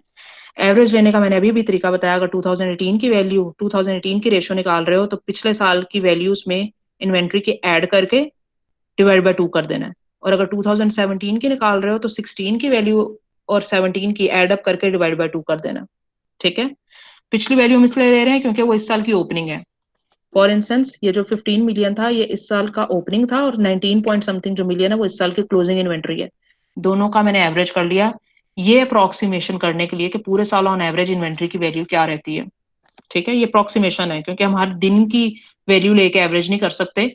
हमने अप्रोक्सीमेशन क्या किया, हमने बिगिनिंग और क्लोजिंग को एडअप करके अप्रोक्स कर लिया। ठीक है, उसका एवरेज ले लिया। So I will stop it here, और आप अब अपने प्रोजेक्ट्स पे काम करना शुरू कर दें। अब मैं आपसे फीडबैक भी ले लेती हूँ इंडिविजुअली, किसी को कोई प्रॉब्लम तो नहीं आ रहा relating to this chapter, plus जिनके अभी तक ग्रुप्स नहीं फाइनल हो रहे, या फिर अभी भी कोई प्रॉब्लम आ रहा है समझने में, या कंपनी सिलेक्ट नहीं हो रही, तो मुझे बता दें, मैं आपको हेल्प आउट कर दूंगी जिसको अभी कंपनी भी सिलेक्ट करने में मसला हो रहा है। ठीक है, so will start of with Abdullah Khan. हमेशा बाय अल्फाबेट पहले यस नाम मैम। आता है। अब्दुल्ला, कोई प्रॉब्लम है आज के लेक्चर में? मैम बहुत मुश्किल लग रहा है ये। मुश्किल ये लग रहा है कि मैंने फिगर्स के नाम बहुत ज्यादा लिए हैं। When you will start of with your own company, अपनी इनकम स्टेटमेंट बैलेंस शीट आप लेंगे, तो यू विल फाइंड कि आपने सिर्फ फॉर्मूलाज को ही इंप्लीमेंट करना है। आपने क्या करना है, एक तरफ अपने पास पावर पॉइंट की जो मैंने स्लाइड्स बनाई हुई है ये खोल लेनी है, इनके अंदर से फॉर्मूलाज लेने हैं कैटेगरी वाइज। ठीक है, 5 डिफरेंट कैटेगरीज हैं जो निकालनी है, और एक तरफ आप लोगों ने अपनी रिपोर्ट खोल लेनी है, और आपने जस्ट सिंपली फॉर्मूलाज में वैल्यूज इंसर्ट करके आंसर्स निकालते जाने हैं। ठीक है ओके मैम। मैम ये अब्दुल्ला, लास्ट डेट कब तक है कि वो मैंने मेरे कॉपी ख्याल से देने की? डाला हुआ है 21 मई, आज 28 अप्रैल है, टॉपिक ऑलमोस्ट। जी, टॉपिक नहीं फाइनल हुआ अभी तक हमारा। कंपनी फाइनल नहीं हो रही। Yes ma'am. Who is your team member? Ma'am Haider Ali है। हैदर अली है। तो सॉर्ट आउट के आपने अभी तक अगर फाइनल नहीं हो रहा, तो कोई भी, मैंने आपको वहां पे हिंट के तौर पे भी लिखा है, कोई भी टेक्सटाइल कंपनी, केमिकल सेक्टर की या सीमेंट सेक्टर की कंपनी ले लें। एक तो हिंट डाला हुआ है। अगर आपको नहीं मिल रही तो आप स्टॉक एक्सचेंज पे जाकर लिस्ट ऑफ कंपनीज में नाम देख सकते हैं। कंपनी का अगर ओके। नाम अगर आपने आइडेंटिफाई करना है तो मैं उसका तरीका बता रही हूँ। स्टॉक एक्सचेंज पे जाओ, वहां डिटेल लिस्ट आ रही होती है कंपनीज के नामों की। ठीक है, उसमें ठीक से है। कोई भी नाम आप पिक करो और गूगल पे जाकर लिखो उसका कंपनी का नाम, और साथ लिखो 2019 एनुअल रिपोर्ट, तो पीडीएफ में उसकी जरूर रिपोर्ट आ जाएगी आपके सामने। ठीक है, ओके मैम। अगर कंपनी का नाम आइडेंटिफाई नहीं हो रहा, वरना अभी तक मैं देख रही थी बच्चे बहुत बहुत कम कंपनीज बच्चों ने सिलेक्ट की हैं। There are 500-600 companies, there listed companies जो हैं। अभी तक तो सिर्फ 10-11 कंपनीज बच्चों ने पिक की है ना, 11 टीम्स 12 टीम्स आई हैं मेरे सामने।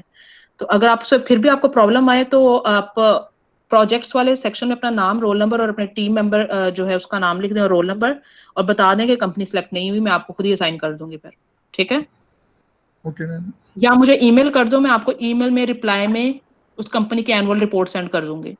ठीक है, okay ma'am.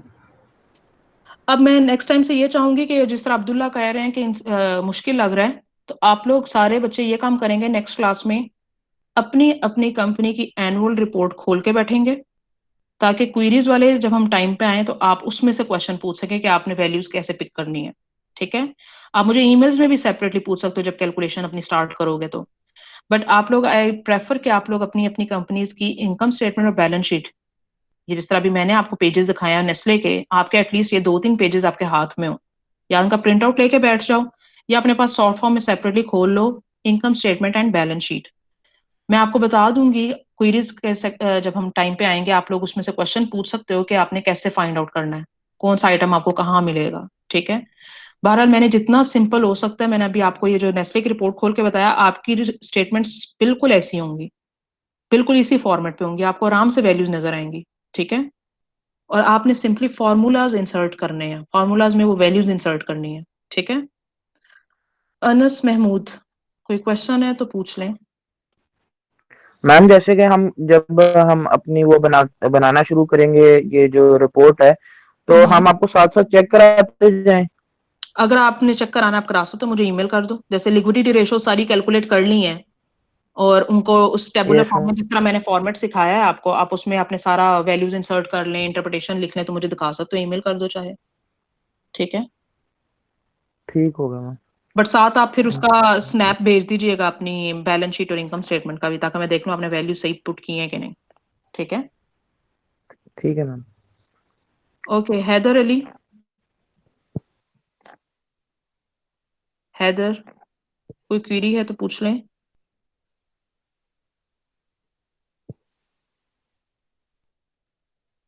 Haider Ali, your mic is on but I can't hear you. आप चैट में चाहे लिख दो अपना कोई मैसेज है या कोई क्वेश्चन है। मैम हैदर और अब्दुल्ला सेम सेम है ना, एक ही ग्रुप है। हाँ ग्रुप तो एक है बट दूसरा वाला है। मैम ये दूसरा इधर है। ओके, बट स्टिल मैं इंडिविजुअली आपसे क्वेरीज पूछ रही हूँ related to the chapter content. कोई समझ नहीं आए तो वो भी बता दें, एंड प्रोजेक्ट की कोई कंफ्यूजन है तो वो भी बता दें। Okay, will move towards Heera. Meanwhile Haider, what you can do कि आप चैट में मुझे अपना मैसेज लिखते हैं, ठीक है। हीरा मुबीन, यस मिस। हीरा कोई क्वेरी है प्रोजेक्ट से रिलेटेड? मिस मैंने पूछना था कि स्लाइड्स बनानी है या रिपोर्ट भी बनानी है? आप पहले तो रिपोर्ट जो है वो बनाएं और उसकी डेडलाइन 21st को है। 21st को सारी क्लास ने अपनी रिपोर्ट्स सबमिट करानी है, ठीक है। मैंने दूसरी बात ये की हुई है कि आपने उसकी प्रेजेंटेशन भी मुझे देनी है। It might be presentation, it might be viva, और वो लाइव सेशन में होगा। I will schedule your presentations, और सिर्फ उन्हीं बच्चों को स्केड्यूल करूंगी जिन्होंने अपने नाम मुझे बता दिए हैं क्लासरूम में, ठीक है। मैं उनकी स्केड्यूल कर लूंगी प्रेजेंटेशंस, या तो लेक्चर के एंड पे कुछ क्लासेस में हम उनकी प्रेजेंटेशंस ले लेंगे, या फिर कलेक्टिवली हम 1, 2 या 3 लेक्चर्स उसके लिए रखेंगे जिसमें मैं आपसे इंडिविजुअली वाइवा ले लूँ, ठीक है, या प्रेजेंटेशन ले लूँ। अगर आपने प्रेजेंटेशन देनी होती है तो उसका तरीका ये होता है कि आपके एंड पे you are having the option of present now. आपके गूगल ये जो मीट है उसमें भी प्रेजेंट करने की ऑप्शन होती है, आप अपनी स्लाइड्स प्रेजेंट कर सकते हैं, ठीक है। Yes will miss. Sort it out कि आप उसको प्रेजेंट करना है या वाइवा देना है, तो जो भी करना है उसको कर लेंगे। बहरहाल being on the safe side आप स्लाइड्स बना लें। स्लाइड्स में ओके आपने ऑल टुगेदर कोई नया काम नहीं करना। आपने वर्ड फॉर्मेट में जो काम किया हुआ है उसमें से टेबल्स जो हैं हर कैटेगरी के, लिक्विडिटी, सॉल्वेंसी, एक्टिविटी, ये जो 5 डिफरेंट टेबल्स हैं, ये आपने 5 डिफरेंट स्लाइड्स पे इंसर्ट कर देने हैं और उनको प्रेजेंट करना है। उनकी वैल्यूज को, उनकी इंटरप्रिटेशन बतानी है, ओके मिस, थैंक यू। ठीक है। यस। कामिल, कामिल अलाउद्दीन, कामिल कोई क्वेरी है तो पूछ रहे हैं। Ma'am no ma'am, no query. Mubeen Sarwar, no ma'am. Mudassar Saeed, ma'am इसमें रिपोर्ट में हम कैलकुलेशन भी डाल लेंगे या बस टेबल इन करना है? आपने फॉर्मूलाज डाले होंगे और टेबल में वैल्यूज डाली होंगी, बस। No need for showing detailed calculation. वो अपने पास रफ में करके रखें, रफ फॉर्म में, क्योंकि ठीक वो है, आपको मे बी वाइवा के टाइम पे चाहिए हो तो रफ रजिस्टर पे डिटेल्ड कैलकुलेशन अपने पास आप रखेंगे। मे बी वाइवा के टाइम पे आपको बताना पड़े कि आपने कैसे कैलकुलेट किया था, ठीक है। ठीक है। आई विल प्रेफर कि अगर 2 टीम मेंबर्स हैं तो वो ये काम करें, सबसे पहले जब ये रेशोज हम कंप्लीट कर चुके हैं या करने वाले हैं, अपनी कैटेगरीज आपस में डिवाइड कर लें। कुछ कैटेगरीज हैं जिनमें ज्यादा रेशोज हैं, कुछ हैं जिनमें कम है, तो आपस में डिवाइड कर लें कि कौन कितनी रेशोज कैलकुलेट करेगा। आपस में रेशोज डिवाइड करें, हर मेंबर उसको कैलकुलेट करता जाए। अभी तक अगर आप सब लोग एक काम करें कि रिपोर्ट डाउनलोड कर लें और 2 2 टीम मेंबर्स लिक्विडिटी और सॉल्वेंसी एटलीस्ट डाउनलोड कर वो कैलकुलेट कर लें, तो it's a well and good thing. क्योंकि टाइमलाइन के हिसाब से अपनी डेडलाइंस खुद बनाएं कि आपने एक हफ्ते में 2 कैटेगरीज, अगले हफ्ते में 2 3 और कैटेगरीज कैलकुलेट कर लेनी है। फिर आपको टाइम लगेगा उनकी इंटरप्रिटेशंस और फाइनल फॉर्मेटिंग में, ठीक है। इसलिए अपनी पर्सनल डेडलाइंस खुद सेट करें। ये ना हो लास्ट दिन आप बैठे हुए हो, अगले दिन आपकी प्रेजेंटेशन भी स्केड्यूल हुई है या वाइवा आपका अचानक हो जाए और आपने कोई काम ही नहीं किया हुआ, ठीक है। और उस टाइम में मुझे ढेरों ईमेल्स आ रही हो कि मैम मुझे ये बता दें, ये बता दें। साइड बाय साइड काम स्टार्ट करें। बल्कि आई प्रेफर कि मैं पूरी क्लास को ये कहूंगी, ये जो अगला पूरा हफ्ता है इसमें सब बच्चे अपनी लिक्विडिटी और सॉल्वेंसी रेशोज को कैलकुलेट कर लें। उनसे रिलेटेड कोई क्वेरी, आपको कोई मसला पेश आता है तो मुझे ईमेल्स में पूछ लें। ये ना हो कि फाइनल टाइम में आखिरी 1 2 दिनों में ईमेल्स की बहुत ज्यादा आ जाएं और सब क्वेश्चंस ही क्वेश्चंस पूछ रहे हैं, मे बी मैं किसको आंसर ही ना कर पाऊं। अभी it's a very useful time for you कि आप इसको साइड बाय साइड कैलकुलेट करना शुरू कर दें। अच्छा जी, अदीम कोई क्वेरी है तो पूछ लें। मैम बस यही कहना था कि थोड़ा सा है डिफिकल्ट, पर ये जो आज का रिकॉर्डेड लेक्चर है ये मैम आप शेयर कर देना, तो फिर इससे ही रिलेटेड जो भी चीज़ें होंगी मैं खुद ही इससे हेल्प आउट करके रिपोर्ट यानी कि काम वगैरह स्टार्ट कर दूँगा। डेफिनेटली, मैं आपके लेक्चर खत्म होता है तो उसके 10 15 मिनट तक आपकी क्लास में ये पोस्ट हो चुका होगा। थोड़ा सा ठीक प्रोसेसिंग में टाइम लगता है तो मैं फौरन ही उसके बाद ठीक डाल देती हूँ आपका लेक्चर। ठीक है मैम, 2019 की रिपोर्ट डाउनलोड करनी है ना, जो हाँ भी जी, हमारी लेकिन कंपनी सेलेक्ट की है। एक्टिविटी रेशोज के लिए being on the safe side 2018 की भी डाउनलोड कर ठीक लें। है, सब बच्चे ठीक है, 2019 की तो करेंगे ही, बट ठीक है, एक्टिविटी ठीक है। रेशोज में क्योंकि हमने एवरेजेस लेनी है, डिनोमिनेटर्स में कुछ वैल्यूज हैं जिनके एवरेजेस लेने हैं, तो उसके लिए 2018 की भी डाउनलोड कर लें रिपोर्ट, एक ठीक साल है, पिछली भी। ठीक है ठीक है। Danish? Ma'am no questions. Okay अच्छा, जिन बच्चों की अभी तक कंपनीज डिसाइड नहीं हुई, मैं आपके लिए लिस्ट ऑफ कंपनीज पोस्ट कर देती हूँ थोड़ी देर बाद क्लासरूम में। लिस्ट ऑफ कंपनीज के जिन जो अभी तक बच्चों ने पिक की नहीं की, ठीक है, मैं उनके नाम डाल देती हूँ, आप उनमें से सिलेक्ट करते जाएं। ठीक है, फिर वही बात है, फर्स्ट कम फर्स्ट सर्व, जो बच्चे पहले उसमें से सिलेक्ट करके नाम लिखते जाएंगे अपना कमेंट सेक्शन में प्रोजेक्ट के नीचे, तो वो कंपनी उनकी हो जाएगी, फिर किस अगले ग्रुप को कुछ और लेना पड़ेगा। ठीक है, मैं ऐसा करती हूँ कि काफी बच्चे जिनको कंपनीज नहीं सिलेक्ट की जा रही, तो मैं लिस्ट ऑफ कंपनीज आपसे शेयर कर देती हूँ थोड़ी देर में। ठीक है, अच्छा जी, और उसके बाद हैं गुलरेज। गुलरेज मैम कोई आपको वो कमेंट करके कहाँ पे बताना है? मैंने इधर ही बता दिया कमेंट करके, कंपनी का नेम और अपने ग्रुप मेंबर का नेम। आप अगर अपने गूगल क्लासरूम में जाओ ना, तो मेरे लिए जरा सिंपल काम ये हो जाएगा, मेरे लिए आसानी से स्केड्यूल बनाना आसान हो जाएगा, आपका नाम रह ना जाए। आप प्रोजेक्ट वाली जो स्ट्रीम है उसमें जाओ, मैंने फाइनल प्रोजेक्ट 15% वेटेज के नाम से यहाँ लिखा हुआ है आपके प्रोजेक्ट्स के लिए इंफॉर्मेशन, उसके नीचे बच्चे कमेंट्स करें, आप यहाँ पे लिखें। ठीक है मैम, मैं भी कर देता हूँ। ठीक है, ठीक है, क्योंकि मैंने ठीक है। यहीं से नाम आपके उठाने हैं और आपका स्केड्यूल बनाना है, फिर जिस बच्चे का नाम स्केड्यूल में नहीं आएगा वो फिर उसकी प्रेजेंटेशन नहीं होगी। ठीक है, अच्छा जी, उसके बाद है गुलरेज। गुलरेज आपने पूछ लिया, कोई क्वेरी है? मैम ग्रुप के बारे में पूछना था कि उसने सेंड कर दिया है आपको। किसने सेंड किया है? मैम हुसैन वली ने। ओके फाइन, आपका उनके साथ है? जी मैम। हाँ, मुझे आ गया था आपका ग्रुप का नाम और जी कंपनी का नाम। जी ठीक है, मैम, यही पूछना था। Thank you okay. Ma'am. Haris, कोई क्वेरी है तो पूछ लें। Okay, Jamshed, Mohammad yes Jamshed, ma'am. कोई मसला, मैम कोई क्वेरी?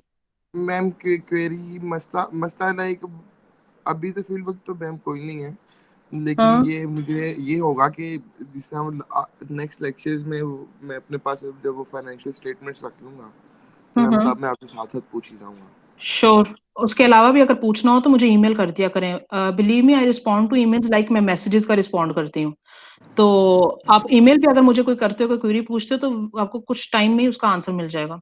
ठीक है, कोई क्वेश्चन, ठीक कोई है। वैल्यू नहीं मिलती, तो अपनी फाइनेंशियल स्टेटमेंट का स्क्रीनशॉट लेके या स्नैप लेके मुझे सेंड कर दें कि इसमें से आपने वैल्यू किस तरह फाइंड आउट करनी है। ठीक है, या फॉर्मूला में कैसे इंसर्ट करना है, तो आप क्वेरी अपनी, बहरहाल ये है कि जब आप मुझे ईमेल्स करते हो, प्लीज बॉडी ऑफ ईमेल में लिखा करें, सब्जेक्ट लाइन में ना लिखा करें, एंड रिगार्ड्स लिख के लास्ट में अपना नेम रोल नंबर जरूर लिखते हैं। ठीक है, मुझे पता नहीं चलता कौन बचाव कर रहा है ईमेल। ठीक है, यस मैम। ओके। टिप्सरा, कोई क्वेरी है तो पूछ लें। टिप्सरा चैट नो में मैम। बता। ओके, आपने ग्रुप फाइनल कर लिया अपना टीम? यस मैम, कंपनी भी फाइनल नहीं की, वैसे ग्रुप फाइनल कर लिया। ओके, कंपनी भी फाइनल करके कल तक मुझे सारे बच्चे बता दें। ठीक है, ओके मैंने मैम। आज की डेडलाइन दी हुई थी कि आज तक आप लोगों ने बताना था, बट अगेन मैं एक्सटेंडिंग इट, कल का दिन दे रही हूँ। उसके बाद मैंने स्केड्यूल बना के अपलोड कर देना है। जितनी टीम्स आई होंगी बस वही स्केड्यूल में आएंगी कि उनकी प्रेजेंटेशन किस किस दिन है। ओके कल मैम। तक कल तक आप लोगों के पास टाइम है अपनी कंपनीज फाइनल कर लें। अभी मैं आज ही आपके लिए लिस्ट ऑफ कंपनीज भी डाल देती हूँ, जिस बच्चे ने अगर कंपनी सेलेक्ट कोई नहीं की या उसको मसला हो रहा है, तो वो उस लिस्ट में से कोई कंपनी ले ले। ठीक है, ठीक है, thank you ma'am. Okay. Umme Habiba, ma'am मैंने ना अपना नाम वो चैट में सेंड कर दिया, तो आप प्लीज ग्रुप फाइनल कर दें मेरा। श्योर, मैं वो भी देख लेती हूँ। जिशान, जी नो क्वेरी।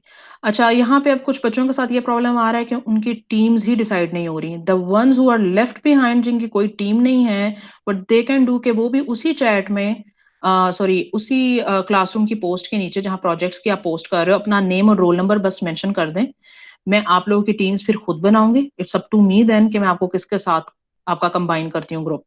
और आपको काम करने की वजह से उसके साथ काम करना पड़ेगा। ये फिर कोई एक्सक्यूज नहीं होगा कि मैंने इनके साथ नहीं काम करना, इनके साथ नहीं करना, आपको करना पड़ेगा। एंड मैं उसका स्केड्यूल भी बना दूंगी फिर, ठीक है।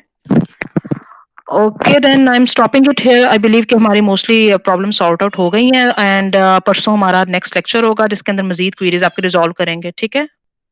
अल्लाह हाफिज।